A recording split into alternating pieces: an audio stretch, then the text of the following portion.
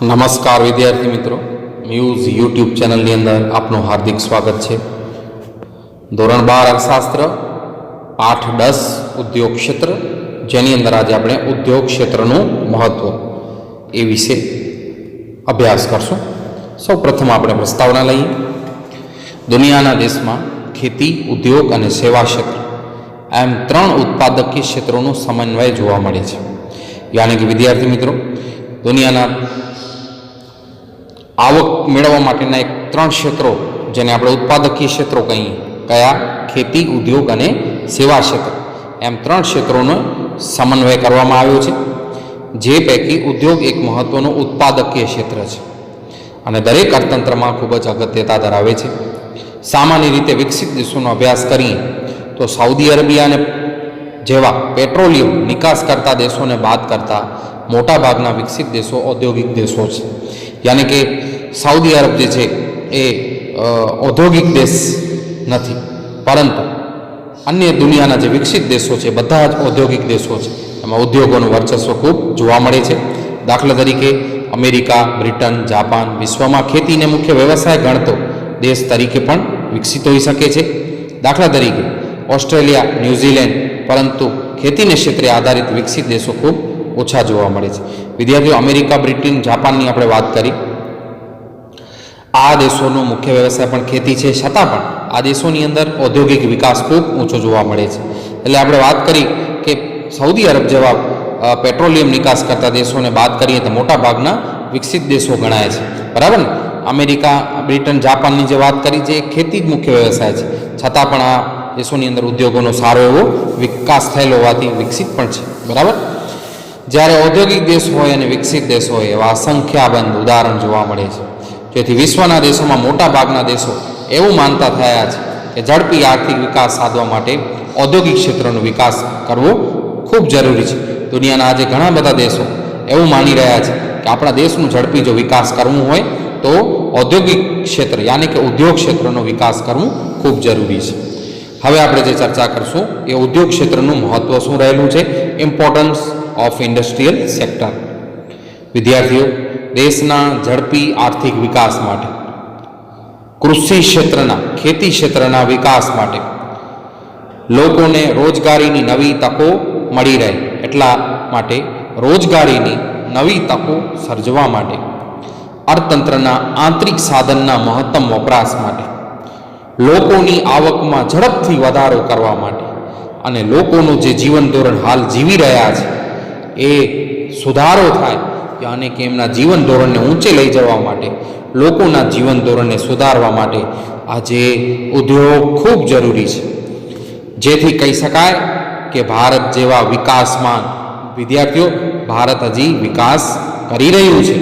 આ વિકાસમાન દેશમાં જોવા મળતી બેરોજગારી અને ગરીબી જેવી વિકટ સમસ્યાઓ છે, એના નિવારણ માટે ઉદ્યોગીકરણ જરૂરી છે. વિદ્યાર્થીઓ, આપણો ભારત દેશ વિકાસ કરી રહ્યું છે અને વધારે પડતી બેરોજગારી અને ગરીબી જેવી સમસ્યાઓ દેખાઈ રહી છે, એને દૂર કરવા માટે ઉદ્યોગો છે ખૂબ જરૂરી છે. આ ઔદ્યોગિકરણ માત્ર આર્થિક વિકાસ હાંસલ કરવા માટે નથી, પણ સામાજિક, રાજકીય સ્થિરતા માટે પણ ખૂબ જરૂરી છે, બરાબર? જે આપણે એક એક મુદ્દાથી સ્પષ્ટતા મેળવીશું. સૌ પ્રથમ આપણે વાત કરશું કે ઉદ્યોગોનો રાષ્ટ્રીય આવકમાં ફાળો શું રહેલું છે. ભારતની આઝાદી સમયે ખેતી ક્ષેત્રનું અર્થતંત્ર ઉપર પ્રભુત્વ હતું. વિદ્યાર્થીઓ, પ્રભુત્વ તો હજી પણ ચાલુ જ છે. આઝાદી સમયે ખેતી ક્ષેત્રનું એ સમયગાળામાં અર્થતંત્ર ઉપર, આપણા દેશનું જે અર્થતંત્ર છે એના ઉપર ખેતીનું વર્ચસ્વ ખૂબ હતું, જે ઉત્તરોત્તર ઉદ્યોગોના વિકાસને કારણે ઘટ્યું છે. જેમ જેમ વિદ્યાર્થી મિત્રો આપણે વાત કરી, ઉદ્યોગ, સેવા અને ખેતી ક્ષેત્ર, આ 3 અર્થતંત્રની અંદર ક્ષેત્ર રહેલા છે. તો જેમ જેમ ઉદ્યોગોનો વિકાસ થયો એના કારણે ખેતીનું મહત્વ છે ઘટતું ગયું અને ધીમે ધીમે ઉદ્યોગોનો રાષ્ટ્રીય આવકની અંદર ફાળો વધવા પામ્યો છે. અર્થતંત્રની અંદર જે આપણે પંચવર્ષીય યોજનાઓ ઘડી, એટલે કે અર્થતંત્રના આયોજિત પ્રયાસોના ફળ સ્વરૂપે ઉદ્યોગોએ રાષ્ટ્રીય આવકમાં પોતાનો ફાળો વધારે હોવા છતાં તે પૂરતો છે તેમ કહી શકાય નહીં. વર્ષ 1951માં રાષ્ટ્રીય આવકના 16.6% હિસ્સો ઉદ્યોગો દ્વારા પ્રાપ્ત થતો હતો, જ્યારે 2013-14માં રાષ્ટ્રીય આવકના 27% હિસ્સો ઉદ્યોગ ક્ષેત્ર દ્વારા પ્રાપ્ત થયો છે, જેના પરથી કહી શકાય કે રાષ્ટ્રની આવકમાં ઉદ્યોગ ક્ષેત્રનો ફાળો વધતો ગયો છે. અહીં એ પણ નોંધવું જોઈએ કે સેવા ક્ષેત્રના વિકાસમાં પણ ઔદ્યોગિક ક્ષેત્રનો ફાળો અભૂતપૂર્વ રહ્યો છે. વિદ્યાર્થી મિત્રો, સેવા ક્ષેત્ર છે એને લગતી જરૂરી સાધન સામગ્રી છે એ ઔદ્યોગિક ક્ષેત્રની અંદર જ તૈયાર કરવામાં આવે છે. એટલા માટે નોંધની બાબત તો એ રહી છે કે સેવા ક્ષેત્રના વિકાસમાં પણ ઔદ્યોગિક ક્ષેત્રનો ફાળો છે ખૂબ મોટો, યાની કે અભૂતપૂર્વ રહ્યું છે. હવે આપણે ઔદ્યોગિક ક્ષેત્રનો રોજગારીમાં શું ફાળો રહ્યો છે એના વિશે વાત કરી. વિદ્યાર્થીઓ, આપણા દેશની અંદર ખૂબ વધારે વસ્તી છે, યાની કે ભારત અતિ વસ્તી ધરાવતો દેશ છે. એટલે કે જે આપણા શ્રમિકો છે, કામ કરવાવાળા લોકો, એમનો પુરવઠો યાની શ્રમિકો છે એમને પૂર્ણ સ્વરૂપે રોજગાર અર્થે ઉત્પાદકીય કાર્યોમાં ઉપયોગમાં લેવામાં આવતા નથી. યાની કે બધા જ શ્રમિકોને, આપણા દેશની જે કામ કરતી તમામ વસ્તીને છે એ રોજગાર અર્થે તમે ઉત્પાદકીય કાર્યોની અંદર ઉપયોગમાં લઈ શકતા નથી. અને આ જ કારણસર બધા જ લોકોને કામ ન મળી રહેવાને કારણે અર્થતંત્રમાં રોજગારીના તકાઓને અભાવને કારણે બેરોજગારીનો પ્રશ્ન વિકટ છે એ જોવા મળે છે. વિદ્યાર્થીઓ, બેરોજગારી એટલે વ્યક્તિની અંદર એક લાયકાત છે, કામ કરવાની ક્ષમતા છે, કામની શોધ કરે છે, છતાં પણ એમને કામ મળતું નથી. એટલા માટે બેરોજગારીનો પ્રશ્ન છે એ વિકટ સ્વરૂપનો જોવા મળે છે. ઉદ્યોગ ક્ષેત્ર દ્વારા આયોજનના પ્રયાસોના ભાગરૂપે વિકાસ હાંસલ કરતા તેની રોજગાર ક્ષમતામાં થોડો વધારો હવે જોવા મળી રહ્યો છે. યાની કે ઉદ્યોગોના વિકાસને કારણે રોજગાર ક્ષમતામાં થોડો વધારો જોવા મળે છે. 1951માં 10.6% શ્રમિકો ઉદ્યોગમાં રોજગારી કામધંધો મેળવતા હતા. એ પ્રમાણ વધીને 2011 અને 12ની અંદર 24.3% થવા પામ્યો છે. ઔદ્યોગિક ક્ષેત્ર નાના પાયાના ઉદ્યોગો કે જે શ્રમ પ્રધાન ઉત્પાદન પદ્ધતિનો ઉપયોગ કરતા હોય છે. વિદ્યાર્થી મિત્રો, ઔદ્યોગિક ક્ષેત્રે જે નાના પાયાના ઉદ્યોગો છે, વિદ્યાર્થીઓ ખાસ કરીને વ્યાખ્યાને આધારે આપણે વાત કરીએ તો નાના પાયાનો ઉદ્યોગ જેની અંદર મૂડી રોકાણ ₹25 લાખથી કરી અને 5 કરોડ સુધીનો હોય, બરાબર. અને વધારે પડતા નાના ઉદ્યોગો જે શ્રમ પ્રધાન ઉત્પાદન, યાની કે ઘણા બધા માણસો ત્યાં કામ કરે છે, મશીનોનું પ્રમાણ ઓછો છે.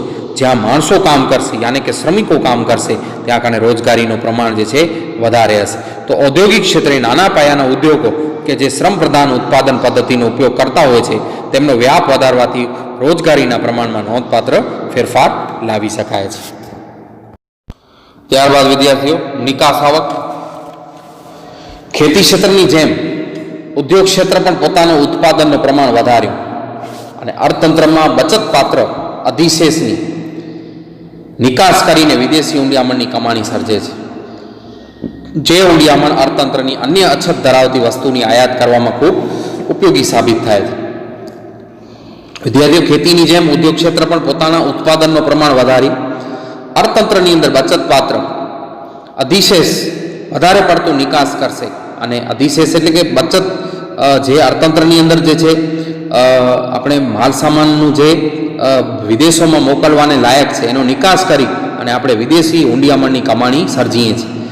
જે ઊંડિયામણની મદદથી આપણે દુનિયાના દેશોની અંદર, આપણા દેશની અંદર જે વસ્તુઓની અછત છે એવી વસ્તુની આયાત કરવામાં એ આપણને ઊંડિયામણ ખૂબ ઉપયોગી સાબિત થાય છે. વર્ષ 2013-14માં દેશની કુલ નિકાસ આવકમાં 2/3 ભાગ ઉદ્યોગ ક્ષેત્રના પ્રયત્નો દ્વારા પ્રાપ્ત થયો છે. આમ દેશનું ઉદ્યોગ ક્ષેત્ર અર્થતંત્રમાં પોતાના ઉત્પાદન કાર્ય દ્વારા પ્રજાની જરૂરિયાતો સંતોષે છે. આ ઉપરાંત વધારાના ઉત્પાદન પ્રમાણની નિકાસ દ્વારા વિદેશી ઊંડિયામણ પ્રાપ્ત કરી પરોક્ષ રૂપે પણ આપણા દેશના અર્થતંત્રને અન્ય વસ્તુ જે છે આપણના દેશની જરૂરિયાતવાળી એ બધી જ લોકોની જરૂરિયાતોને સંતોષવાનું કામ કરે છે. ત્યારબાદ ઉદ્યોગ ક્ષેત્ર અર્થતંત્રનો સમતોલ વિકાસ કરવામાં ખૂબ ઉપયોગી છે. ઔદ્યોગિક ક્ષેત્ર એ સમતોલ આર્થિક વિકાસ માટે તેમજ ઝડપી આર્થિક વિકાસ માટે ઉપયોગી છે. વિદ્યાર્થીઓ, ઔદ્યોગિક ક્ષેત્ર સમતોલ આર્થિક વિકાસ માટે સરખું ભારત દેશની અંદર તમામ ક્ષેત્રો છે એનો એક સમતોલ આર્થિક વિકાસ કરવામાં આવે અને ઝડપી આર્થિક વિકાસ માટે ઉપયોગી છે.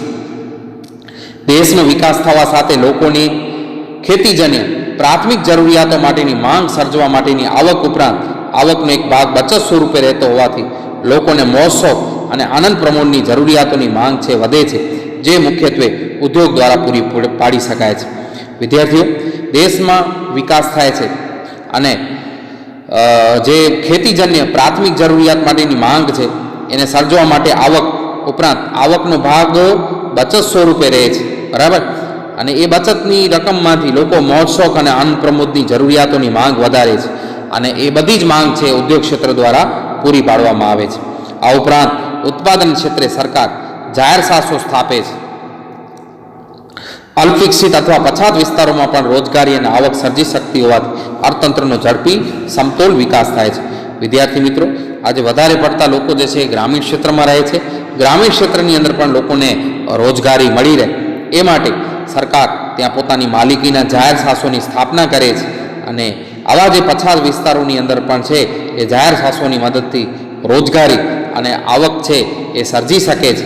અને આ કારણસર પછાત વિસ્તાર અને જે વિકસિત વિસ્તારો છે એનો સમતોલ વિકાસ કરવામાં પણ છે ઔદ્યોગિક એકમો ખૂબ મદદરૂપ થાય છે.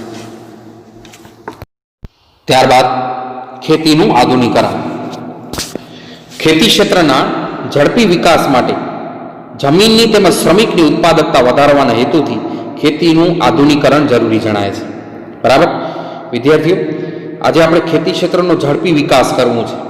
જમીનની તેમજ શ્રમની ઉત્પાદકતા વધારવી છે, જમીનની પણ અને શ્રમિકની પણ ઉત્પાદકતા વધારવી છે. એ હેતુથી ખેતીનું આધુનિકરણ કરવું જરૂરી છે. વિદ્યાર્થીઓ, ઉદ્યોગ ક્ષેત્ર દ્વારા ખેતી ક્ષેત્રના સહાયક તરીકે નવી ટેકનોલોજીની મદદ પૂરી પાડી શકાય છે, બરાબર. ઉદ્યોગ ક્ષેત્ર છે એ ખેતી ક્ષેત્રને એક નવી પ્રકારની ટેકનોલોજી પૂરી પાડે છે.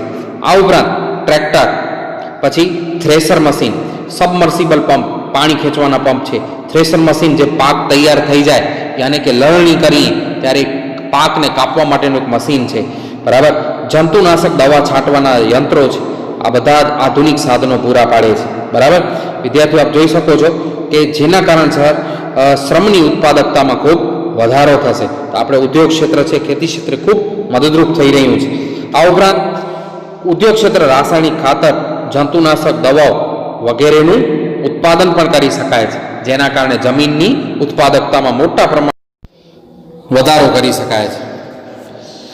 સરવાળે એમ કહી શકાય કે ઉદ્યોગ દ્વારા અપનાવાયેલ નવીન ટેકનોલોજીની મદદ દ્વારા ખેતી ક્ષેત્રનો વિકાસ શક્ય બને છે. અર્થતંત્રનું મજબૂત માળખું ઊભું કરવા માટે પણ ઉદ્યોગ ક્ષેત્ર ખૂબ મદદરૂપ થાય છે. એના વિશે આપણે વાત કરીએ. અર્થતંત્રનું મજબૂત માળખું સર્જવા ઔદ્યોગિક ક્ષેત્ર જરૂરી છે. ઉદ્યોગ ક્ષેત્ર આપણને લોખંડ, સ્ટીલ, સિમેન્ટ જેવી વસ્તુનું ઉત્પાદન કરવામાં આવે છે, જે દેશ માટે આપણે સિંચાઈની યોજનાઓ, રોડ, રસ્તા, પુલ વગેરે બાંધકામમાં ઉપયોગી થાય છે. વિદ્યાર્થીઓ, દરેક વસ્તુ જે છે આપણે ઉદ્યોગ ક્ષેત્ર જ પૂરી પાડે છે. આ ઉપરાંત ઉદ્યોગ દ્વારા વાહન વ્યવહારના સાધન જેવા કે બસ, ટ્રક, રેલવે, વિમાન, કાર, બે પૈડાવાળા વાહન, દ્વિચક્રીય વાહન વગેરે પૂરા પાડવામાં આવે છે, જે અર્થતંત્રનું પાયાનું માળખું સબળ બનાવે છે. આ ઉપરાંત સંરક્ષણના સાધનો, બંદૂક, ગોળીઓ, ટેન્ક વગેરેનું ઉત્પાદન પણ ઔદ્યોગિક ક્ષેત્રો દ્વારા કરવામાં આવતા વિદેશો પરનું અવલંબન યાની કે વિદેશી દેશો પર આ બધી જ વસ્તુઓ માટેનો આધાર છે એ અવલંબન છે એ ઘટે છે, અને આ કારણસર અર્થતંત્ર જે છે એ ખૂબ મજબૂત થઈ જાય છે. વિદ્યાર્થી મિત્રો, આ બધા જ પરિબળોને આધારે આપને ખ્યાલ આવતું હશે કે અર્થતંત્રની અંદર ઉદ્યોગ ક્ષેત્રનો જે ફાળો છે ખૂબ મહત્વનું રહેલું છે. ત્યારબાદ આપણે વાત કરશું સામાજિક માળખામાં ફેરફાર. ઔદ્યોગિકરણ આવવાથી યાની કે ઔદ્યોગિકરણના ઉપયોગથી નવી ઔદ્યોગિક સંસ્કૃતિનું સર્જન થાય છે, જેમાં શિસ્ત, કઠોર પરિશ્રમની ભાવના આવે છે, હરીફાઈ થતી જોવા મળે છે, લોકો ટીમ વર્કથી કામ કરતા થયા છે, સ્વનિર્ભરતા, પોતાની મદદથી બધું પોતાના દેશના સાધનોથી ઉત્પાદન કરવું, સ્વનિર્ભરતા, લોકોનો સાથ સહકાર, સમજૂતી, નવા સંશોધન કરવાની વૃત્તિ, સંસ્થાકીય ક્ષમતા જેવા જે ગુણો ખીલે છે. અને સામે અંધશ્રદ્ધા, પ્રારબ્ધવાદ, ઈશ્વર ઉપર સંપૂર્ણ આધાર રાખવું, સંકુચિત માનસિકતા, જળ વલણ વગેરે બાબતોમાં ઘટાડો આવે છે. આમ આવા સામાજિક ફેરફારો અર્થતંત્રના વિકાસ માટે પ્રેરક બની રહે છે. વિદ્યાર્થી મિત્રો, ઔદ્યોગિક ક્ષેત્રના વિકાસને કારણે અંધશ્રદ્ધા, પ્રારબ્ધવાદ, ઈશ્વર ઉપર જ આધાર છે, પણ ખૂબ કામ તો કરવું જ પડે છે, બરાબર. નસીબના સહારે બેસી ન રહેવાય. તો આ બધું જે છે વલણો છે એની અંદર ફેરફાર આવે છે અને સમાજને મદદરૂપ થાય છે. અસ્તુ.